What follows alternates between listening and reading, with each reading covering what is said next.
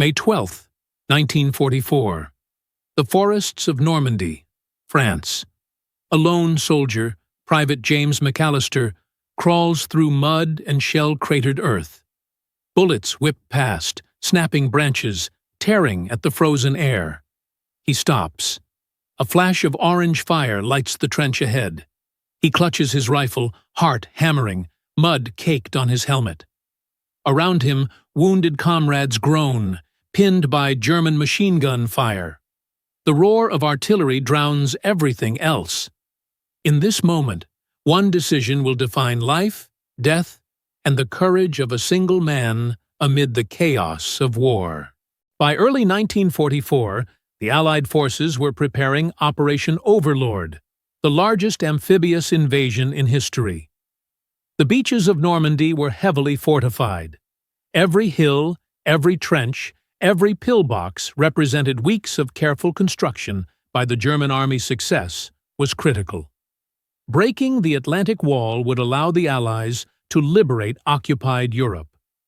Failure meant thousands more dead, months of delay, and the prolonging of Nazi domination across the continent. But amidst the grand strategy and massive planning, countless small stories of bravery unfolded quietly, often unnoticed. Soldiers like McAllister would shape the outcome not through generals' orders, but through sheer resilience, ingenuity, and courage under fire. Dawn breaks on June 6, 1944. The beaches of Omaha and Utah are pounded by naval artillery. German defenders brace. Their rifles sweep the sand. Mortars explode. McAllister's unit lands in waist-deep water, dragged down by waves, shells, and debris. Men scream.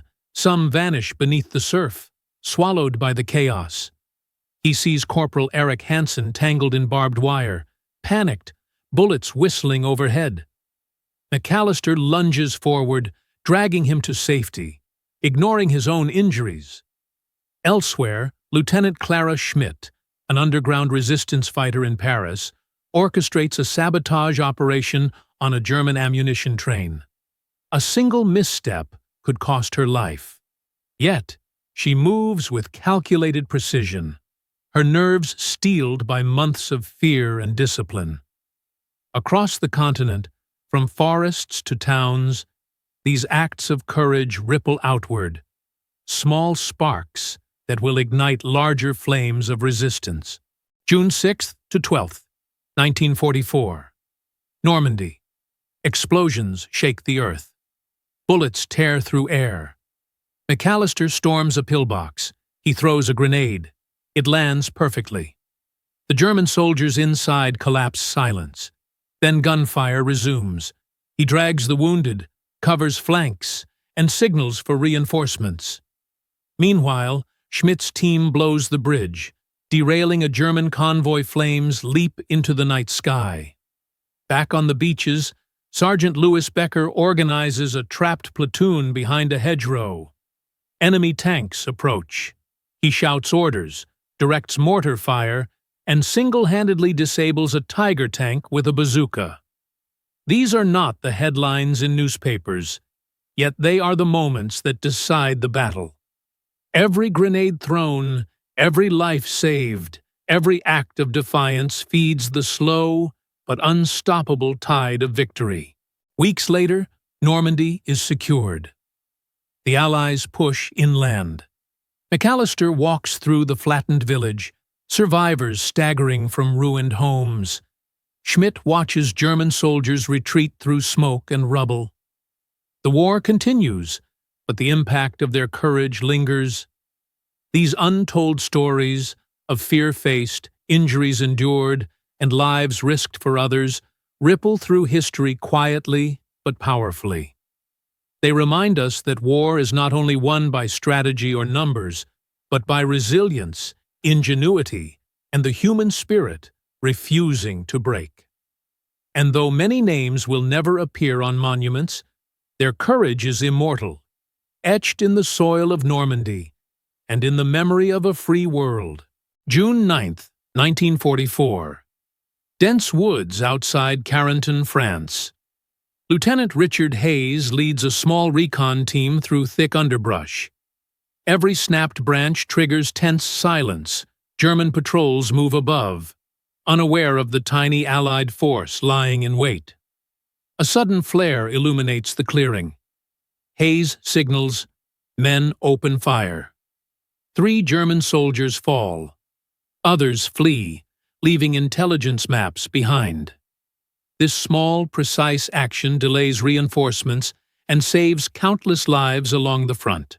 June 10, 1944. Bombed-out bridge, Saint-Lô. Sappers work under shell fire, repairing a vital crossing.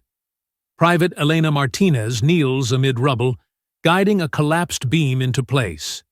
Shrapnel rains down. Her hands shake, but she continues, aware that a single miscalculation could collapse the structure and cut supply lines. Nearby, German snipers track movement.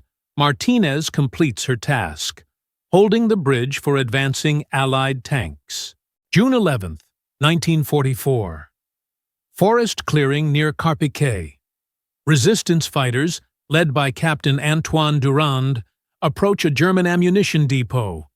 The wind carries the scent of fuel and explosives. Durand's team plants charges silently. A single misstep triggers an alarm. Soldiers duck into shadows as explosions ignite the night.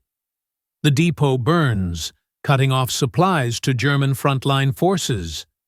A small team, yet their impact is monumental. June 12, 1944. Hills above Omaha Beach. Sergeant Eric Johansson, Allied sniper, lies prone. A German sniper locks eyes with him across the dune. Seconds stretch into minutes. Wind whispers through grass. Johansson steadies his rifle, breath measured. A shot rings. The enemy falls silently. 1 life saved, 1 position secured. A testament to patience, courage, and skill under pressure. June 13, 1944. Bombed-out village of Vierville. Families huddle in basements, listening to distant artillery. Corporal Maria Ivanova delivers food and medicine to those trapped under rubble. She moves calmly among chaos, offering comfort and courage to terrified civilians. Her actions remind us that resilience is not only on the battlefield, but also in the protection of innocence. June 14, 1944. Hedgerows near Carentan. Lieutenant Samuel Cole commands a Sherman tank under intense fire. Enemy armor closes in.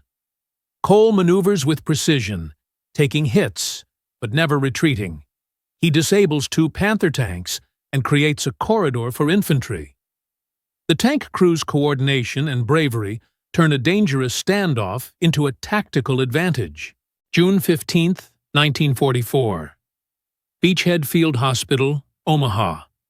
Corporal Louise Grant moves among the wounded, her hands steady despite the chaos. Shell fragments, smoke, and blood fill the air. She works tirelessly, stitching wounds and comforting the injured. Her quiet courage preserves life amidst overwhelming destruction. June 16, 1944. Paris, underground. Clara Schmidt and her team infiltrate a German communications hub. They plant explosives on telephone lines and power generators. Silent alarms threaten discovery, yet the team remains composed. When the charges detonate, communication lines go dark. German operations falter, giving the Allies a critical edge. June 17, 1944. Skies over Normandy. Captain Thomas Reynolds flies a Spitfire low over enemy positions. Flak erupts. Bullets shred the air. He photographs troop movements and relays coordinates. Every maneuver is precise. Every decision is life or death. Reynolds's reconnaissance ensures that ground units avoid ambushes and successfully advance. June 18, 1944. Hills overlooking Normandy.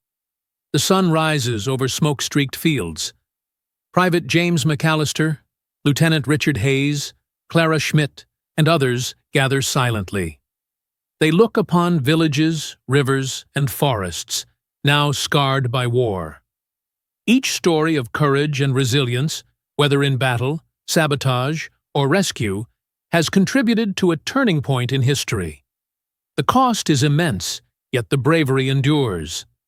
In these quiet moments, the human spirit stands immortal, defined not by victories alone, but by the resilience shown when facing impossible odds.